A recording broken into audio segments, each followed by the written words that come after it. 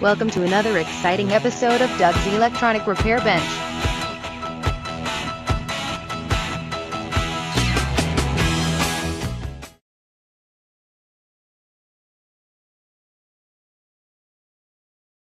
Afternoon, YouTube.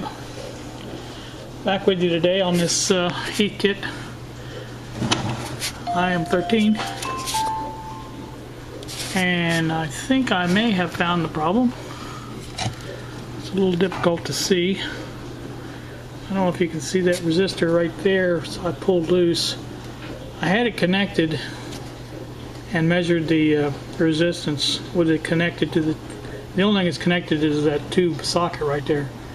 And I measured it with it, and with it connected to the tube socket, it measures a little over half of what it's supposed to. It's a 10 meg ohm resistor.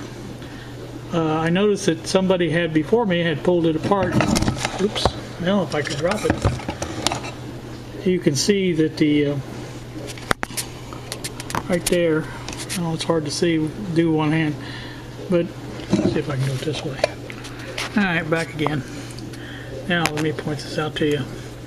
This connection here is what I'm talking about. It only goes right to here, this pin socket. There's no tube in the socket at all. So I thought, well, you know, maybe the resistor is bad because that's just an empty tube socket. There's nothing there to cause any resistance. So I measured this from here to here, which is, you know, with it pulled out of the circuit completely. It measures 10 meg ohm, what it should measure. So then I got to playing around with this tube socket here, and I noticed that that it measures 20 meg ohm to ground, an empty tube socket. So then I saw these two over here on the other tube, they're empty, and measured those are open. So I'm pretty sure that there should be an open connection on this when you measure it to chassis ground.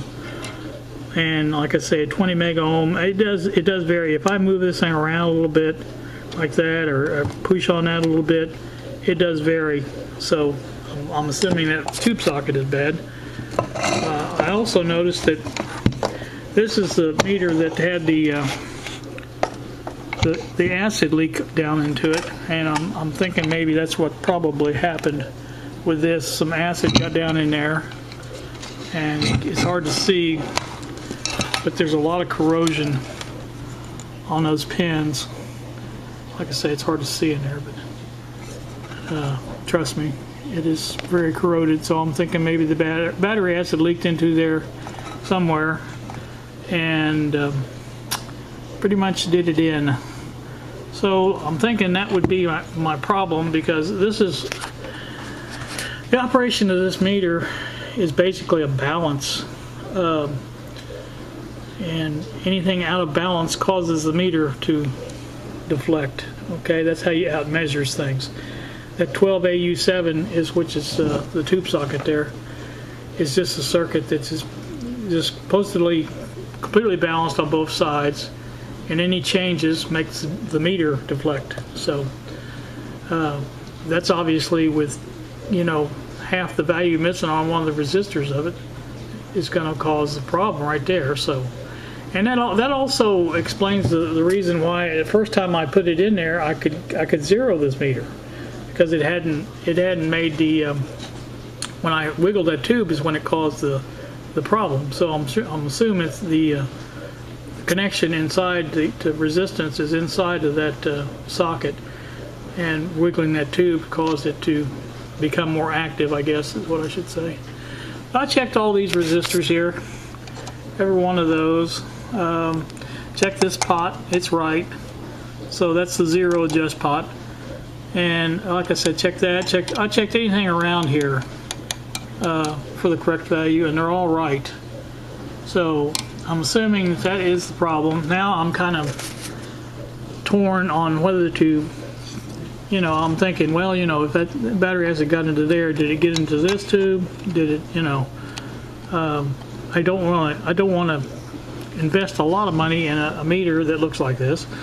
I wanted one that worked. I mean, I really care if it looks bad, but I did want one that works. So, you know, I'm just wondering, you know, obviously that battery acid is what took out the original transformer.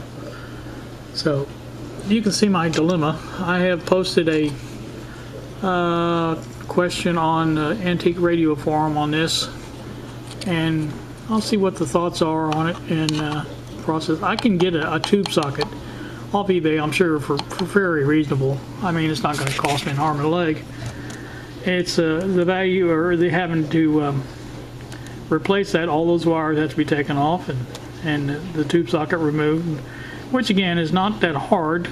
I mean, but you know, it is work. And like I said, it's just I was really hoping that, you know, I got a hold of a fairly good meter. It just looked terrible, but apparently there was more to it. So I guess that's about it for this one. I'm just gonna post this and let you know that I'm still working on it. Haven't given up. I'm also I got in pretty deep with the radios doing this, but I'm thinking about buying another one of these and maybe, you know, between the two making a decent one. I have my little IM-13 or my IM-11 up there. That thing's perfect. It works great, and I should be happy with that. But this one was just one I wanted because of the size of it. It would make a better bench meter. That one's good, but it's just too small for what I wanted. And you know, so I don't know. I may. It just depends on what everybody says on the forum. I may do it. I may not do it. I don't know. We'll see. So rather than to sink any more money into a dead horse, you know what I'm saying? So, like I said, I get off here and post this and see what everybody else, you all think. Thanks for watching.